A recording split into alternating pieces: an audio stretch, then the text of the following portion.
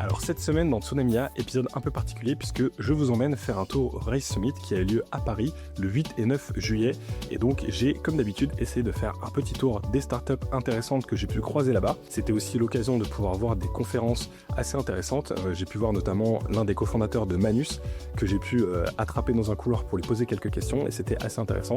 Il m'a dit par exemple que pour lui son concurrent c'était avant tout OpenAI et que ce n'était pas du tout Genspark, parce que c'est vrai qu'on les met souvent en parallèle puisque c'est deux outils assez similaires, mais pour lui son objectif c'était d'avant tout de concurrencer OpenAI et que lui il avait vraiment une vision très orientée produit, donc avec pour objectif de ne pas forcément expliquer aux utilisateurs comment la mécanique derrière fonctionnait, mais d'avoir quelque chose du coup qui était très simple et qui permettait avec des instructions assez simples d'avoir la machine qui allait travailler pour nous le plus possible. Il a même expliqué que lui idéalement il aimerait bien que la machine puisse travailler 24 heures sur 24 pour nous à partir d'instructions simples qu'on lui donne et qu'on n'ait pas forcément à se casser la tête sur la partie justement faire des prompts optimisés ou savoir quel modèle utiliser, savoir si on utilise le modèle E4O, O3, O4, O4 mini, etc.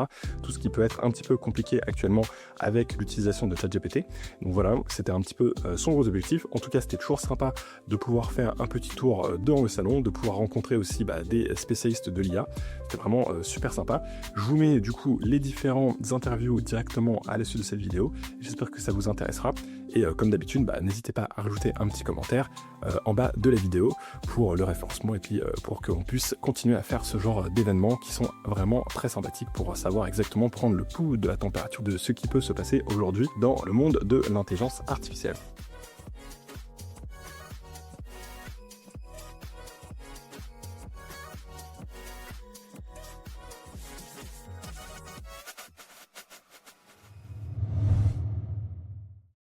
Salut, je m'appelle Stanislas, je suis le cofondateur de Joy.ai, qui développe des assistants conversationnels uniquement pour les professionnels de l'immobilier. Donc aujourd'hui, les professionnels de l'immobilier, ils souffrent de volumes d'appels absolument dingues tous les ans de la part de locataires, copropriétaires, prospects.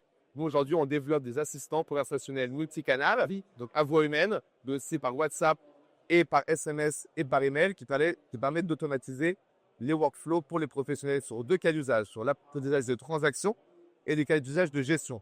Donc, disons qu'aujourd'hui et demain, tu vas sur un portail immobilier comme Se Loger ou autre, tu fais une demande de brochure, d'information. Dans la minute, tu vas être contacté par un de nos agents conversationnels qui va venir qualifier ta demande, te demander ton budget, ta zone de recherche, ta temporalité, planifier une visite, suivre ton dossier et suivre toute la vie du parcours immobilier du prospect jusqu'à la vente ou à la signature du bail. Ensuite, en tant que prospect, tu emménages dans l'appartement. Et là, tu as accès à un assistant conversationnel 24 heures sur 24 qui va répondre à toutes les questions administratives ou techniques. On vise deux segments. Sur la transaction, donc là, on va permettre de faciliter le processus de location qui peut être assez douloureux. Donc, faciliter l'engagement avec le prospect, faciliter la visite, faciliter le suivi de dossier. Et une fois que tu emménages, là, toute la partie gestion. Donc, demain, tu as un problème de chauffage, un problème de fuite d'eau, tu as un assistant qui va pouvoir établir un diagnostic précis de ton problème, planifier une intervention et suivre le bon déroulement de l'intervention. C'est super intéressant ça. Et justement, tu parlais de multicanal. Ouais. Ça veut dire que ça peut passer aussi par la voix. Et donc même au téléphone alors. Nous, on est entièrement multicanal, inbound et outbound. Donc aujourd'hui, on va pouvoir déployer dans la téléphonie de nos clients, donc une agence de quartier, une agence immobilière. On va déployer dans la téléphonie, quand un prospect va appeler, c'est nos IA qui vont répondre au téléphone, identifier si la personne est cliente ou prospect, et si elle est cliente, on va pouvoir lui apporter une réponse. Donc l'idée, c'est de développer aujourd'hui sur toute la partie transaction neuve, transaction ancienne, et toute la partie gestion immobilière, tant sur la gestion locative que les syndics, de manière multicanale, par appel, SMS, WhatsApp et email, et développer sur tous les gros réseaux d'agences qu'on connaît, La Forêt, Setia, Orpille, La Forêt, qui sont déjà pour certains clients avec. Bonjour, en fait, je vais vous présenter rapidement YellowMind, qui est notre produit plateforme IA privée pour les organisations. En fait, YellowMind, c'est pas qu'un chatbot, mais une plateforme qui permet justement de centraliser de la donnée, de capitaliser sur la donnée d'une entreprise pour pouvoir justement par-dessus valoriser cette donnée à travers l'IA générative. Donc, avec ce produit-là, on peut donner aux collaborateurs la main pour qu'ils puissent justement produire des analyses avancées, faire du Q&A, tout type de use case pour quel que soit le département, RH, marketing, etc. et par la suite exploiter donc, cet outil-là dans un but de productivité. Là, l'outil peut donc du coup creuser la data, peut modéliser de la data en amont, de se connecter à votre système d'information et puis ensuite partager cette data de façon gouvernée et structurée avec vos collaborateurs, donc en ayant toujours le contrôle dessus. Et ensuite offrir de nouvelles expériences à vos collaborateurs à travers la génération de documents, de pouvoir faire de la recherche sur le web, croiser les données entre elles. En fait, sky is the limit en fait. Donc à travers un simple langage naturel, l'IA prend la place derrière pour essayer de répondre à vos questions et vos problématiques complexes en fournissant des analyses en fait, en gros. Voilà. Et par-dessus, vous pouvez communiquer avec la voix aussi si vous ne voulez pas taper. Et comme ça, vous avez votre agent conversationnel en live pour produire des conversations en live. Et du coup, la force, c'est aussi, j'imagine, de s'intégrer avec les données du client pour que la réponse soit personnalisée, qu'on n'ait pas quelque chose qui serait un peu classique comme ce qu'on peut avoir avec les chatbots standards. Exactement. En fait, c'est pour ça qu'on accompagne nos clients pour personnaliser, on va dire, les use cases en termes de prompting et avec des logiques intelligentes qui permettent de pallier aux défauts de prompt que vous pouvez faire derrière l'outil. C'est-à-dire vous pouvez créer, poser vos questions à votre manière. Derrière, en fait, l'outil s'adapte pour pouvoir optimiser ces prompts-là pour que les réponses soient les plus pertinentes. Et tout en ayant la traçabilité sur comment la donnée elle est sortie. Dans vos réponses, vous aurez le moyen de savoir cette réponse-là a été générée parce qu'il y a tel paragraphe dans tel document. Et comme ça, on a la traçabilité, l'auditabilité pour contrer les hallucinations. En fait. Ça, c'est super. Et justement, en parlant de côté un peu aussi sûreté, pour être sûr que la source d'information est bonne, il y a une question aussi sur où est-ce que sont les données. Et donc là, si j'ai bien compris, vous travaillez avec des annonceurs. Alors, j'ai commencé à dire que c'est une plateforme d'IA privée pour les organisations. Le côté private, en fait, il est garanti parce qu'aujourd'hui, notre plateforme, elle peut être hébergée chez vous, chez le client, ou bien évidemment sur des data centers en Europe, où on utilise l'IA générative qui est hébergée en Europe, il n'est pas aux US, et l'outil lui-même, pareil, il peut être hébergé, il est hébergé en Europe, en France, d'accord? Donc ça reste de base une solution souveraine. Donc on ne s'appuie pas sur des stacks qui viennent d'ailleurs en fait. Ok, ça c'est vrai que c'est assez intéressant je pense aujourd'hui. Un dernier mot peut-être sur les objectifs prochains du qu'il y a sur vos projets. Alors nos objectifs c'est de pouvoir augmenter le travail, de réinventer le travail dans les organisations, c'est-à-dire d'aller au-delà de l'expérience ChatGPT, je pose une question, avoir une réponse, mais plutôt poser une question et avoir des actions derrière. Des actions, c'est-à-dire qu'on peut très bien imaginer que demain l'IA puisse vous générer des documents, les partager par mail, etc., rien qu'avec la voix. C'est-à-dire enlever le côté contrainte et que je sois devant mon bureau, derrière mon téléphone, je peux demander tout ce que je veux sur ma solution qui est déjà intégrée avec mon environnement de travail pour pouvoir organiser le travail, générer de la valeur, la business value et réutiliser le temps économisé pour faire autre chose de plus intéressant. So hi everyone, my name is Ben and I'm the CEO of Hirundo. Basically we teach AI how to forget. We're doing something called machine unlearning, where we can locate and remove unwanted data or behaviors from trained large language models, meaning that retroactively from the model itself, from the weight level, we can reduce hallucinations by more than 50%, remove biases, vulnerabilities, or redact completely retroactively things like confidential data, PII, non-compliant information, and so forth. Think of it like a nervous surgery for AI. Yeah, and I think it's quite interesting because a lot of people are trying to provide a chatbot to help their customer, but if there is hallucination, then they'll give wrong information. And this is typically one of your use cases, right? Yeah, absolutely. I mean, like everyone wants to use AI, but it's still giving so much responsibility for something that acts in unexpected ways. And the problem is that the better that AI models get, the harder it is to understand why they act the way they act and then resolve it. So basically, we developed a deep technology, right, backed by 6 filed US patents that aims to resolve these issues. So our approach is everyone right now is focusing on maybe connecting databases to models, protecting them with firewalls like guardrails or monitoring. But the issue remains how the model acts, how it thinks, and what it knows. So we're not saying that you shouldn't connect your model to RAG or that they shouldn't use guardrails, but we're saying the missing link or the gap is actually removing these problematic things from the model itself. We're the first company in the world to go on that approach and offer that solution. And we believe that, in the coming years, you'll see like a much more mature stack of AI where unlearning will become a critical component of it. Great. And what's your vision about open source models and AI? Because I think right now there is lots of open source going on with AI. We still have closed source that is a little bit better. I think that open source is still a big topic. So, well, first of all, thinking about the larger questions, players that are way bigger than Erundo, we're saying that like the open source players right now are putting a lot of efforts into making their operations much more advanced, right? I'm referring to Mark Zuckerberg basically like disrupting the entire market right now. For us, like it's a good arms race, right? Because it means that like if Meta are working on better models, OpenAI are working on better models, Anthropic are working on better models, right now we can only offer what we do to open weight models, but we're also adding support to some of the closed models, say, by the end of the year. And I feel like we're just going to see innovation happening more and more from both sides. And our goal is to try and serve as many customers as possible. So support everyone that's using AI, be it the Llama model, DeepSeek, Qwen, Mistral, OpenAI, and so forth. We're taking giant leap towards artificial general intelligence. And the path is through the robotics. So our product is a AI robot brain, a universal AI robot brain that can control any type of robot, independent of size, shape, function, humanoid robot or industrial robot. And the secret sauce is that we have a structured word model, something which is absent in today's AI. So actually an AI that understands the world, understands basic physics, objects, relation between objects, and also learns it by itself.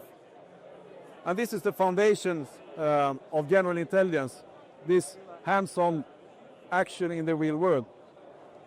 In order to be intelligent, you need to be able to reason, you need to be able to plan, you need to simulate and do predictions. And this is actually what our AI is doing on a completely different level and different way than today's AI. It's not a large language model, it's not reinforcement learning, it's a new proprietary AI that solves all the problems with today's AI in one swoop. It's a complete disrupt of AI and AI in automation. And we're most probably leading the race towards physical AGI. Donc nous, on est Altrove, on fabrique des nouveaux types de matériaux qui sont des alternatives aux matériaux critiques, notamment ceux qui contiennent des terres rares, du cobalt, du gallium, donc en fait des minéraux critiques dont on a besoin pour la transition énergétique, mais qu'on ne produit pas en Occident. Et donc nous, ce qu'on fait, c'est une interface entre des modèles d'IA qui vont générer des types de matériaux et générer des recettes, et un laboratoire qui va tester ces recettes et apprendre de chaque expérience pour accélérer jusqu'à 100 fois le rythme de recherche et développement pour trouver des nouveaux matériaux. Et donc, est-ce que tu aurais un exemple, par exemple, de quelle industrie ça peut impacter en fait? Ouais, donc en fait, nous, un de nos gros cas d'usage, c'est porte sur les aimants permanents. Donc les aimants permanents, ce sont des aimants qui sont utiles pour tous les moteurs électriques en fait. Donc une des grosses industries que ça impacte, c'est l'industrie des moteurs thermiques, donc les voitures électriques, mais aussi les éoliennes. Pour faire tourner les éoliennes, il y a des aimants. Ou en électronique en général, dès qu'il y a un moteur électrique, dès qu'on transforme du mouvement en électricité, il y a besoin de ces aimants permanents. Et aujourd'hui, ces aimants contiennent des terres rares qui sont produites quasiment exclusivement en Chine. Et donc le marché mondial est complètement dépendant de la Chine pour ça. Et donc il y a un risque géopolitique et industriel qui est très fort de chaîne de valeur et de chaîne d'approvisionnement. Et donc nous, ce qu'on fait, c'est qu'on développe des alternatives à ces matériaux qui ne contiennent pas de terres rares. Et est-ce que du coup, justement, tu aurais un exemple sur l'aspect plus recherche, comment l'IA permet justement d'avoir plus de matériaux détectés, etc. sur cette partie-là, ouais. Donc en fait, l'IA, elle l'aide à plusieurs niveaux dans le protocole de recherche.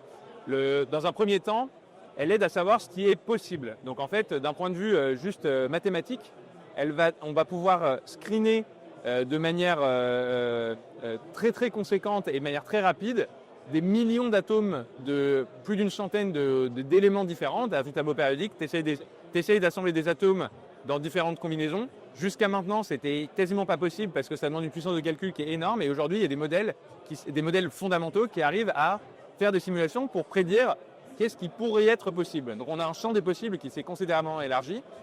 Et ensuite, l'IA va pouvoir, comme avec des LLM, mais plus spécialisés, une fois qu'on a identifié les éléments, les matériaux prédits qui peuvent avoir un intérêt pour notre cas d'usage, elle va permettre de générer des recettes susceptibles de les fabriquer. Donc c'est vraiment l'IA générative entraînée là-dessus. Et dans un dernier temps,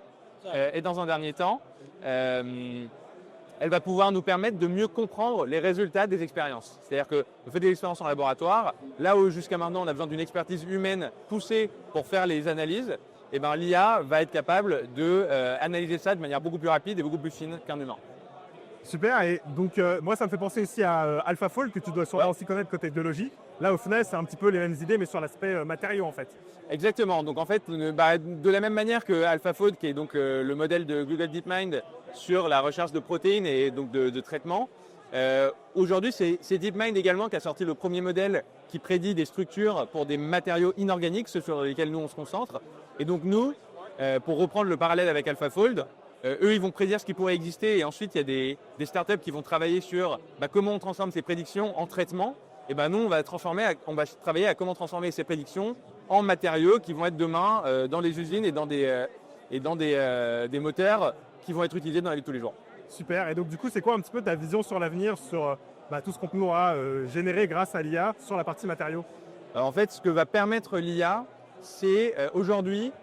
En gros, on essaye un peu de faire rentrer des carrés dans des ronds. C'est-à-dire qu'on a un cas d'usage, on va aller regarder quels matériaux existent déjà qui permet de répondre à ce problème. Mais en général, ça ne coche pas toutes les cases et on va aller chercher la moins pire des options. Ce que permet de faire l'IA, en fait, c'est d'avoir beaucoup plus d'options théoriquement possibles et d'aller développer des options qui sont vraiment parfaitement adaptées au cas d'usage pour ce qu'on essaie de régler. Alors Make, pour ceux qui ne connaissent pas, c'est une plateforme no-code d'automatisation. Donc globalement, on intègre des milliers d'applications en fait SaaS comme HubSpot, Salesforce ou autres, et c'est très facile d'aller connecter une application tierce à une autre. Et pourquoi l'IA? Parce qu'aujourd'hui, avec la folie de ChatGPT et tous les LLM qu'on voit, de plus en plus de personnes veulent utiliser justement de l'IA dans leur workflow. Et donc Make permet d'intégrer des applications directement avec des modules LLM de votre choix pour aller créer justement des automatisations IA très simplement en quelques minutes. Super. Et vous avez sorti récemment du coup un agent IA et il marche comment en fait? Qu'est-ce qu'il apporte de plus par rapport aux automatisations que vous avez déjà avant? Cet agent IA il est encore en bêta et d'ailleurs on n'arrive pas à venir le tester, ce n'est pas déjà le cas. Mais la grosse différence, c'est que jusqu'à présent, quand tu construisais les workflows, c'était ce qu'on appelait des workflows déterministes. Donc tu devais à chaque fois en fait savoir quelle branche tu voulais faire, quelle logique tu voulais en fait insuffler à l'automatisation. Là, l'agent IA, en fait, il est ce qu'on appelle non déterministe. C'est-à-dire que tu lui mets un contexte et c'est lui qui va réfléchir, qui va passer, qui va prendre les actions automatiquement par rapport au contexte que tu lui as donné. Ça, c'est vraiment un game changer parce qu'au lieu d'avoir des automatisations avec des dizaines de connecteurs différents, tu as un agent, tu lui mets un prompt, c'est lui qui va faire tout le travail pour toi d'automatisation. Et donc ouais, ça simplifie aussi beaucoup, j'imagine, pour les nouveaux arrivants dans l'outil Make qui ont peut-être plus de mal avec l'outil directement en no-code, de leur simplifier un peu un workflow d'automatisation simple. Alors, ça peut simplifier, mais petit bémol quand même, attention, moi j'invite quand même les personnes qui commencent sur Make à d'abord savoir ce qu'elles veulent automatiser et faire du travail d'automatisation en amont avant de partir directement sur l'agent. Parce que parfois, on veut très vite utiliser les agents et l'IA sans savoir en fait ce qu'on veut automatiser en amont. Donc déjà, commencer par les workflows et par l'IA, mais très vite, l'agent va vite lui servir et vous allez avoir beaucoup de valeur ajoutée avec. Super, c'est un très bon sujet. Est-ce que tu pourrais me donner des exemples de premières automatisations intéressantes à implémenter quand on commence avec Mate? Ouais. Toutes les automatisations sont différentes selon les cas d'usage et les personnes. Ce qu'on voit le plus sur Make aujourd'hui, c'est quand même des usages marketing pour aller synchroniser de la donnée entre différents systèmes ou alors pour aller créer des emails automatiquement ou alors avec l'IA aujourd'hui, ça va être pour aller analyser les documents et puis envoyer des notifications derrière par email et par Slack. Donc, tous les cas d'usage sont différents. Tout dépend en fait des tâches sur lesquelles vous souhaitez gagner du temps. C'est ça qui pourra être automatisé. Mais après, allez sur notre site web make.com. On a toute une rubrique avec plein de use cases, plein de templates pour démarrer. C'est très trop facile d'utiliser. Super, merci beaucoup. Et voilà, j'espère que la vidéo vous a plu. Si vous aimez voir un petit peu ce qui peut se passer dans les salons et voir un petit peu ce que les startups peuvent nous proposer, n'hésitez pas à regarder aussi la vidéo sur Vivatech ou la vidéo sur le World AI Cannes Festival qui m'ont permis aussi de faire des petits tours dans les couloirs pour discuter avec des personnes qui sont vraiment en train de travailler sur ces sujets hyper intéressants qu'on a autour de l'IA. Allez, je vous retrouve la semaine prochaine. Ciao!